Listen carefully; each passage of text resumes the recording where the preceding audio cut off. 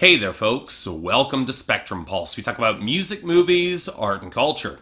And today we are going to be talking about the newest album from Walk the Moon called What If Nothing. So, I've always been a little bit on the fence about Walk the Moon, probably a good bit more than many of you would expect if all you knew from them was their 2015 smash hit, Shut Up and Dance. And yes, that song did make my year-end list for the best hit songs of 2015, and deservedly so. It's a great song. But there was always a part of me that felt a little bit distant from it, mostly because I always questioned how much I liked it because it was Walk the Moon, or because it sounded so much like The Killer's Light. And look, I have often praised plenty of acts for calling back to the past, but what I should have stressed more often is that the act should do something to make themselves seem distinct from a lot of their influences. And covering Walk the Moon's record, Talking Is Hard, way back in 2014, okay, look, it's not a bad record, but it didn't have that memorable star quality for me to make it stand out. Not helped by an underwhelming frontman and lyrics that didn't often click when they aimed higher. So when I heard that Walk the Moon was heading in more of an electronic-inspired direction, because they're an indie band in 2017, they really are signed to a major label, and of course they're going electronic, I at least had the hope that they were going to do something somewhat interesting this time around. On the other hand, some of the early review buzz was suggesting they had fumbled this too, and that was from critics who actually liked the previous record, so I really had no expectations of quality. But alright, what the hell?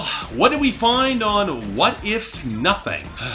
I was being a smartass on Twitter a day or two ago, and I said that Walk the Moon should really just pick a personality and just stick with it. But after giving What If Nothing entirely too many listens, it feels disappointingly apt in describing a lot of what we got here. Again, this is not really a bad record, just like Talking Is Hard, although there are more than your fair share of questionable decisions going in. And you know what, there is a part of me that does appreciate the wild genre hopping from dance punk to indie rock to new wave to more mainstream leaning pop. But the more I started digging for a core within this band to bring it all together and really stand out, the more I just coming up empty, which makes me think that Walk the Moon is going to remain decent and never really good or great. And here's the thing, if I felt that Walk the Moon were taking their sound in a place that was interesting or distinct or competently executed, I'd probably be a lot more forgiving of many of the tunes on this album. And yet, more often than not, it feels like it'll fall short of at least one of those qualifiers. Yes, Headphones being an out-of-nowhere slice of dance punk was fun and welcome, even if it doesn't show up in the rest of the album. It is one of the better songs here, but it's also something that either the Strokes or LCD Sound System would have done better 15 years ago, and they wouldn't have felt the need to tack on so many gratuitous electronic effects. The LCD Sound System comparison becomes all the more pronounced in All I Want, and yeah, the guitar solo is enough to elevate it to one of the better songs on this album, again. But when you consider the deeper influence of the Talking Heads on this song, it can't help but feel like a copy of a copy, just not all that special to me. And then you get somewhat of a similar case for Surrender. The Bleachers comparison, the tight synth groove is the most apparent, and honestly that's fine, especially if you want to compare it to their song Nothing Is You from earlier this year, a song I really like, but at least if they're gonna play for a U2-esque bombast, that's something that doesn't quite feel as overexposed and recycled these days, especially in the mainstream. Now compare that to Kamikaze, where whatever guitar melody we get could have been copy-pasted from a Shawn Mendes song and not one of the better ones. But really, that lack of melody is a persistent problem across this record, like it is for so much of mainstream pop. A choice to embrace more dense and loud percussion lines, be them programmed or otherwise, and leave the guitars to pick up some form of new wave groove or just get muscled out in favor of buzzy synth tones that unfortunately end up clashing with more of the multi-track vocals a lot more than they should. And more often than not, the bass lines and the foundation are just left high and dry trying to provide some awkward support. Like on Press Restart, that song should have a much better groove than it does. And that strikes me as a serious misuse of Walk the Moon's strengths here. Because you know what? At their core, they're a band that aims for broad strokes and big emotions and the sort of 80s inspired big melodies and falsetto that is completely comfortable going over the top. Like what we get on the closing track, Lost in the Wild, that I actually like pretty much. I might not be the biggest fan of Nicholas Petrika's vocals. He reminds me a lot of Samir Gadia of Young the Giant, and that I doubt I could pick his voice out of a lineup of indie rock singers that are performing these days. But you know what? When his falsetto gets some support in the low end or some deeper multi-tracking, he's pretty damn credible in that mold. Hell, Tiger Teeth is the best song on the entire album because of that melodic hook, and the multi-tracking is the most well-arranged and supported against the synth leads. If Walk the Moon want to become more of a synth pop or new wave band in this vein, I would see them again as being pretty credible. This song is actually really good. The problem is that right after that song we get the heavily auto-tuned Sound of Awakening. 6 minutes of utterly gross vocal production that sounds like a bad Genesis reject before the non-groove kicks in to only collapse without any real melody here, and it murders any momentum that this record might have built up. I get experimentation in this vein, and the band has always cited Genesis as an influence, but if there was a point where Mike Crosby or Mike Elizondo could have eased back some of the overdone excess without purpose, it is here. But that's the other frustrating thing. Both of these producers have the experience to coax the band towards tones and grooves that could flatter them. So why do we get so much ugly melodic clash on Can't Sleep Wolves, or the misshapen and completely mishandled groove shifts on In My Mind, or how Feels Good to Be High sounds less psychedelic and more like a modern everything ripoff that would have come out this year? But you know what? Here's the thing. Even if I'm not crazy about Patrika's vocals, or the lack of consistent melody anchoring these songs, or the obvious points of comparison in style to much better bands, the majority of this could have been excused if the writing was up to par, that it all came together, and this is where I can't help but feel like Walk the Moon is falling flat again. My issue with much of the poetry behind Talking Is Hard is that it took some interesting points about human communication and really couldn't go deeper. And this time around, with more songs exploring a breakup in our protagonist's life, you know what, the topics, they naturally trend a little bit simpler, a little bit more conventional. Now, I would argue this isn't quite a bad thing. Songs like the post-breakup aching of surrender, the acknowledgement of how he tended to swallow up his partners in his life on Tiger Teeth and that didn't work, the curdled anger at seeing this ex with another person on headphones, even the symbolic birth and depth of the relationship on Sound of Awakening was not bad. I appreciate the concept even if the execution sucked. Or even as some of the paranoia and the touches on later songs, that's not bad in showing a more nuanced picture of our protagonist here, but it's not a consistent picture. For as much as All I Want is about chasing internal validation of oneself and you don't need it from other people, it feels less like a critical examination of one's own flaws post-relationship and more just cheap affirmation because you want to get back at that ex or you just want her back in some variety, which makes the clinical self-flagellation of Kamikaze feel even more disjointed, where he seems surprised that this girl is actually sticking around despite his own suicidal abandon. Granted, he also calls this girl Mama, I'm a Kamikaze, but that's one of many odd lyrical choices that feel less intentionally strange and more just not really thought all the way through. Like the Wish to Always Be High on Feels Good to Be High that doesn't seem to have a shred of irony when you realize if you're gonna be high all the time, it's not all that special. What it feels more than anything is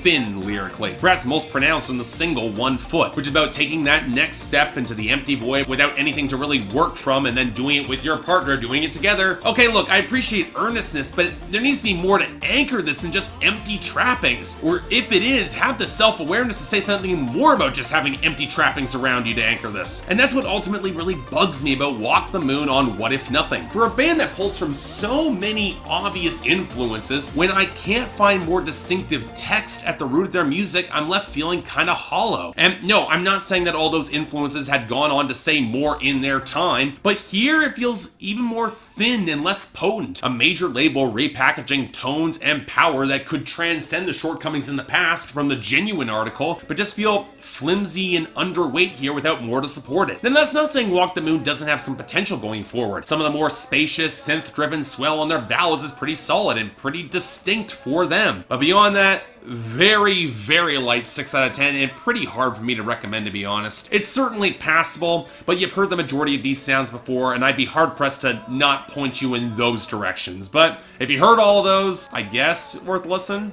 Check it out, maybe? So yeah, thanks a lot for watching. If you'd like to like and subscribe, I'd be more than grateful. Not a lot to say about this one, but if you want to buy the record, links in the description below. And hey, I got the poll up there for all you Walk the Moon fans. Tell me how wrong I am, although really, you'd be better off listening to so many other bands.